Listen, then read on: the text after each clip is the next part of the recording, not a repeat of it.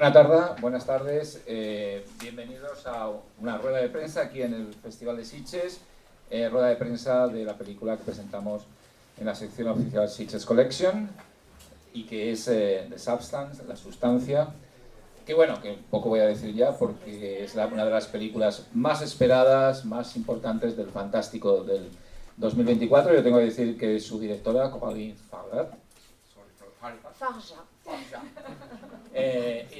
ya estuvo en este festival con Revenge y consiguió algo que nadie ha conseguido, es decir, ganar el premio a la mejor director novel y a la mejor directora de la película, del festival, es decir, dos premios referidos a la puesta en escena, a la dirección en el mismo festival. Y yo tengo que decir que La Sustancia sobre todo es un estupendo ejemplo de lo mejor de eso que llamamos la puesta en escena.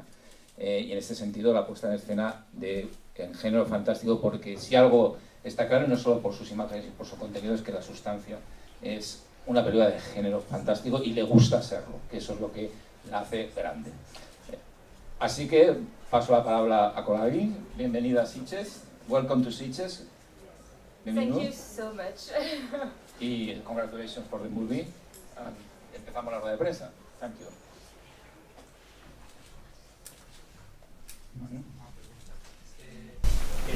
Yo quisiera saber, porque es un proyecto tan diferente a la anterior, a Revenge, que es una película que, bueno, está muy bien, o sea, es increíble, pero claro, aquí hay un salto estratosférico. Entonces, es saber si quizás este proyecto ya lo tenías antes pensado, incluso antes que Revenge, que quizás es más comercial, se puede pensar, ¿no? So first of all, thank you, Angela. I'm so happy to be back in Sitges. I remember that I was here for Revenge, and it was one of the most incredible screening with that amazing audience. So it's really, I'm super honored and happy to be back.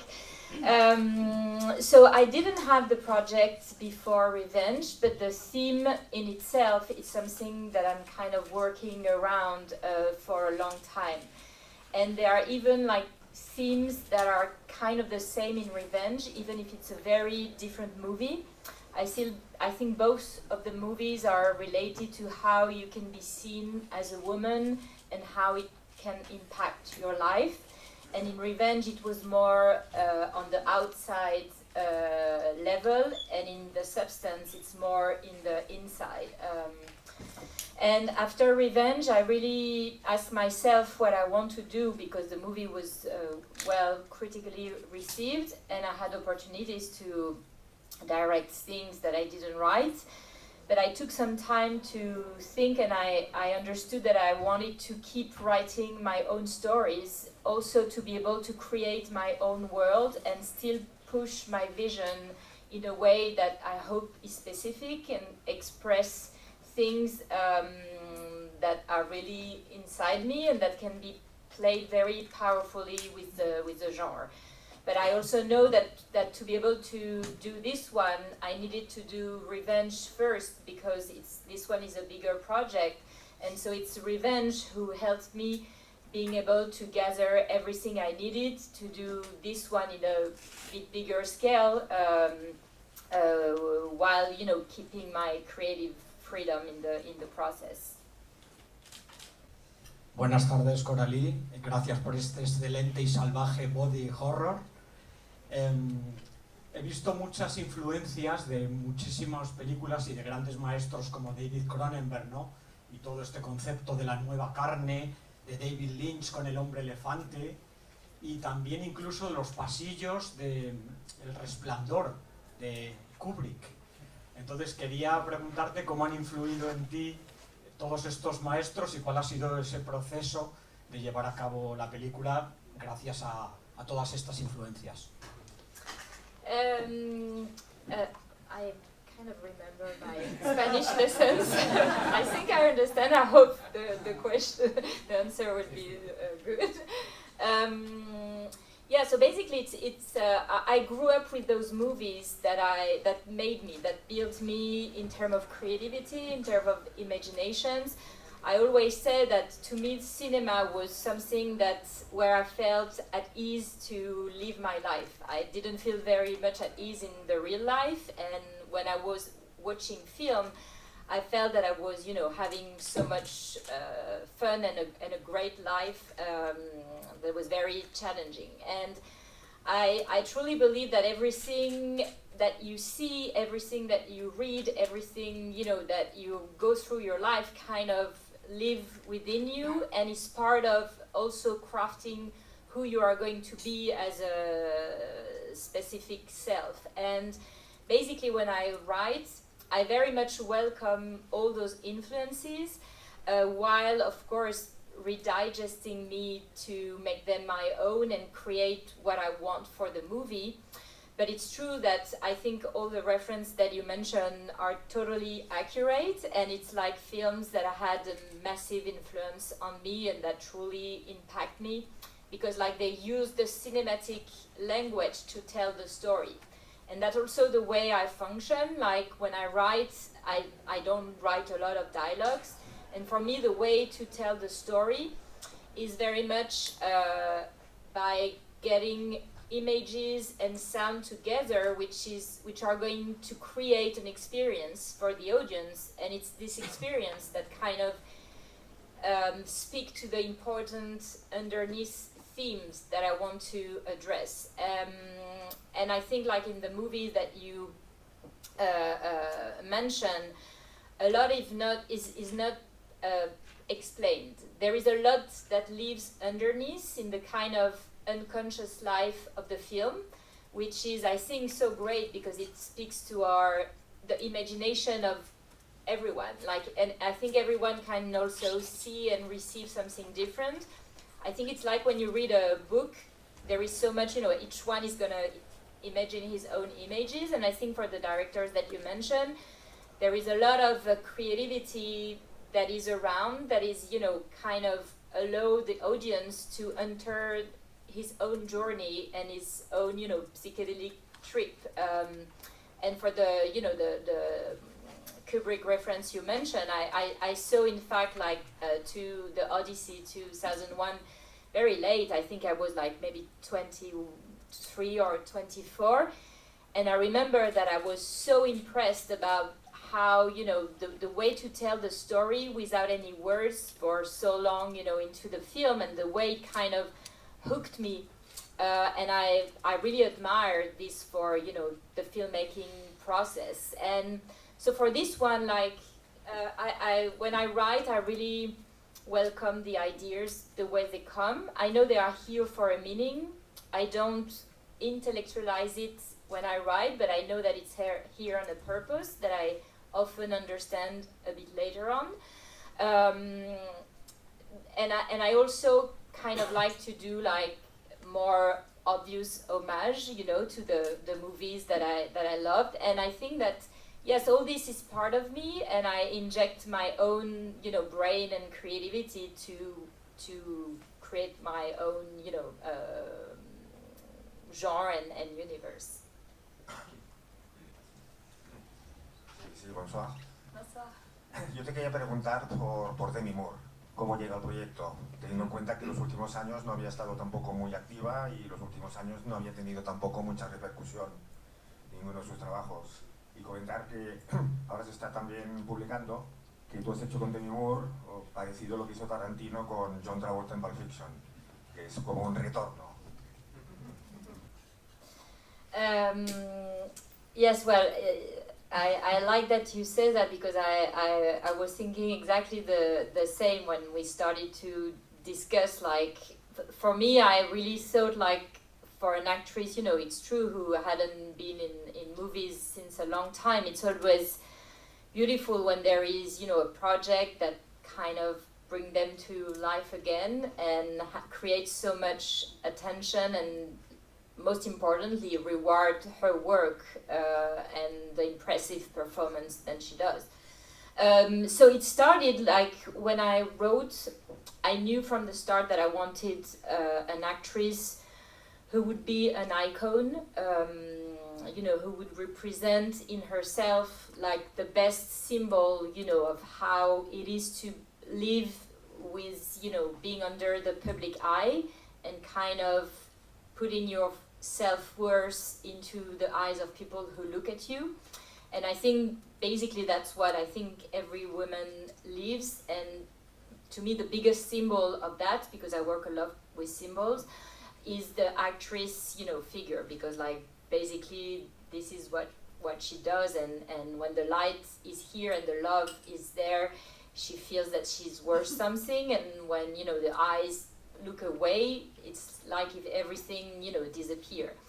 I knew like that the casting would be very challenging, because basically it's like confronting an actress to her worst phobia, you know, like, because the movie is really about what we, I think, all are scared of. And so I know it would be challenging to find at the same time an actress which had this iconic, you know, resonance, together with someone who would be willing to take the risk, you know, to come on a project that was very challenging, because it's innovative, you know, like it's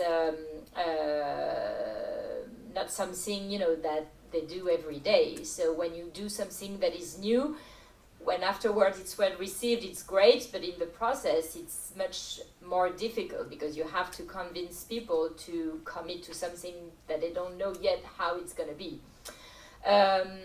So I knew that I was going to face a lot of no's, which happened. And to be honest, when the name of Demi came on the table, when we were discussing with my producers at some point, I really thought, we shouldn't lose time, you know, with her, because I'm sure she will never want to go on something like that. I really thought she was like too, you know, careful about her image, and she would never be willing to play with it and, you know, and destroy it for the movie somehow. But I said, okay, we have nothing to lose. Let's send the script, but let's not lose time waiting, because I'm sure it's not going to work. And when we received an answer that she really clicked on the script, I was very surprised and of course intrigued, because I think it was an amazing idea. But I needed like to really meet with her, and I needed to discuss a lot with her about the film in its every challenging parts, to be sure that she understood where she was going to step in. Because, you know, it's great when you have an amazing actor who shows interest for your work, but then you have to shoot it together. And so for me, for it to be successful, I needed to be sure that she was aware of everything that I wanted to do with the project, because it's a very specific vision which relays a lot on visual, sounds, not a lot of dialogue, so a lot of the performance have to interact and build together with the filmmaking. And I needed to explain everything on that to her, to be sure that she understood and was willing to kind of change her work habits, because also when you shoot with prosthetics and in a very technique specific way, you shoot in a very different way when it's more like traditional movies, let's say. There is also the nudity part that for me was very important to explain her very precisely in everything that I wanted to shoot and why I wanted to shoot it, because for me each shot has a precise meaning and means something depending on how I wanted to film it. And same thing, I needed to be sure that she would understand and feel at ease with that, so she can then create her own performance and give the best of herself for the part. And it was also share with her the fact that we were not a huge Hollywood production compared to the movies that she was used to. We were shooting in France in a more indie, you know, configuration. So we wouldn't have all the, you know, huge entourage and everything that she was probably used to in the movie she did before. And for me, once I shared this, and that she still showed a very strong desire to be on the project, I understood that she was coming for the good reasons, and that it was like something that you never know how a movie is gonna go, but like it was, I know the ingredients that I needed to be sure that we could succeed together. And I also read more about her life. She had given me a copy of her autobiography, and I really discovered another side of her that I didn't know from the movie I grew up with. And I discovered someone who really took a lot of risk already in her life. She was a kind of free spirit. She never did things that were expected from her. She also made herself on her own, like really making her way into a very male-dominated industry. And she discovered also someone who has a strong instinct. And all this made me understand that, okay, she really is someone who liked to take risk and trust her instinct. And I discovered someone who is very, yes, rock and roll, you know, who go into places where you don't necessarily expect. And I think ultimately that also, of course, the theme of the movie completely resonated with what she, in her own life, she's been through, and that she was in a phase of overcoming, like she was, in a moment where she was taking control on her life again. And I think it was a perfect moment for this project to happen for her. And I'm like, when we decided to work together, I had the same, so then you, like, to me it was like John Travolta for Pulp Fiction. And I'm kind of so happy that, now she's the center of interest, and like, she's back basically, and she deserves it. And I think her performance is incredible, and all the risk like she took, she took them for the good reasons. And I think that's the magic of cinema, like you can't lie in a film, and I think this sincerity kind of reached the audience. So I'm super proud of the work that we did together.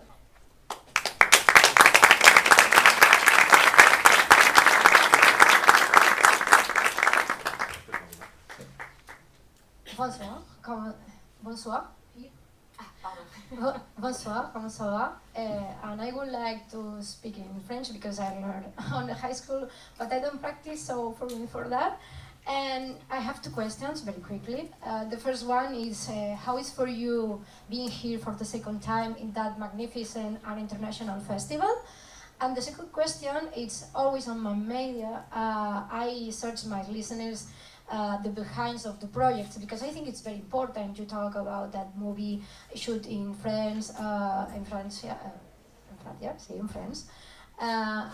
about the silence of the sound. And I will, if you can talk about the behind of that movie, the shoot of about very complicated for you, or even you liked most doing. Thank you. Yes, so first of all, as I was saying at the beginning, I'm really happy to be here again, because like I think, like, to me, like, festivals who really love genre films are truly special, because I was speaking about the sincerity of the audience, and I think here the audience is not shy to react. And to me, like, experiencing the movies with the Sitges audience was really a huge shock for Revenge. It was one of the best, screening that I had, and hearing, the audience react and really go for the ride with, kind of sharing the cinema experience is something very special. And I had a very strong memory of, how the movie was received in Sitges. That's why it was very important for me to be able to be here again, because this one is obviously a love letter to genre film, and I'm very happy to present it in the audience who is very sensitive to that. And it's an interesting question about, yes, the way that I shot the movie, because I knew that one of the big challenge of the film would be like to keep, absolutely its creative freedom, because I think it's really the core and the soul of the film.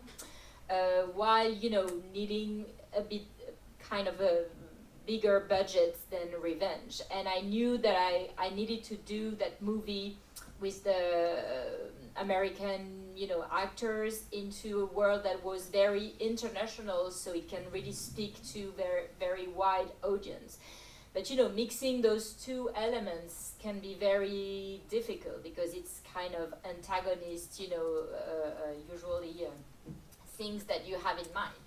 So for me, the way I knew was the right way to shape the project was, first of all, to write it on my own, like without committing to anyone until the script was there. So basically I wrote the movie on spec. So that the partners who would then join me would know what they step into, because you have an idea and then it can give like 1,000 different scripts. And I knew that I needed everyone who comes on board to really know what they were stepping into. And I wanted to co-produce the film because it was also for me a way to kind of shape the production and the shooting the way that would work for what I needed. And the fact that I shot everything in France with my crew that I knew was definitely a way to keep, you know, the creative bubble freedom that we were in our own world. And I shaped the movie in the way that the movie needed it. Like, we had an extremely long shoot because we had so many prosthetics that it was very demanding in terms of hours of preparation. So we kind of designed the shooting days in the artisanal way that worked for the films and not according to the book. Like, we didn't do anything like normally we do on shootings. And that's what the crew, you know, understood at some point, that it was our own way to creating our own rules to give us the creative input that would make the difference. So it was very experimental on a lot of, you know, degrees, and I think it's also part of what, you know, gave the movie this very specific vision and vibe, because in the way we did it, we didn't do it by the book. We invented and created our own way to do it.